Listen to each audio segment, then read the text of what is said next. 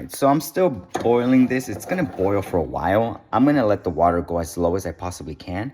I'm gonna start adding some oil right away, just because if it starts to decrease in there, you want some of that oil in there. And oil and water don't mix, that's true, but there's a moment where it kind of does when you're cooking it. And so I actually don't have a formula as to which of these oils I begin with. I kind of like to mix them all up because it gives you a nice robust oil is what I would say.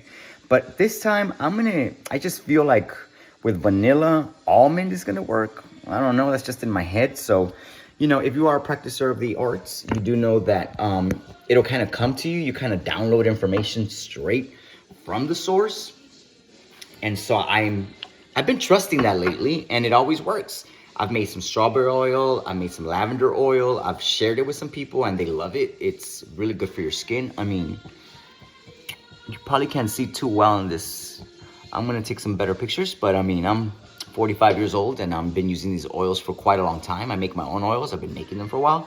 Also for my hair.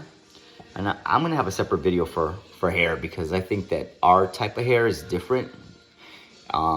We're not white, we're not black, we're not really Indian, we're not really full Arab, we're kind of a mixture of different things. So I have Spanish in me, and I don't consider myself really Hispanic, but because my father was Spanish, my mother's Spanish, my father was a little bit of everything. My mother's a little bit of everything, but we do have Spanish in our family, so culturally and in the government's eyes, we are considered Hispanic. I speak several languages, more than Spanish, but hey, what have you.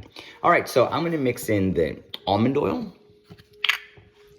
So if you see here, I mean, it doesn't really separate, you know. I mean, it does separate, it doesn't mix together, but it does something too. And I don't know what the scientific explanation is, but it works. I've been doing it for years and it really, really works. Okay, so the other thing too is that you need to use a wooden spoon, especially with these things. Even if you're using metal, don't use metal on metal, at least not at the beginning. For whatever reason, wood is just better. I've burned this a couple of times, but it's an awesome spoon. Well, an awesome tool. So I'm just gonna go ahead and mix it a little. And you'll see, it doesn't really combine all the way, but when it gets really hot, like the particles separate or something or combine. I'm not really sure what the process is, but it smells really good.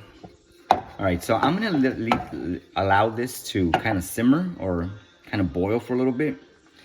And usually I let it sit for about maybe 20 to 30 minutes kind of cooking, and then I let it sit off the fire, and then I put it back.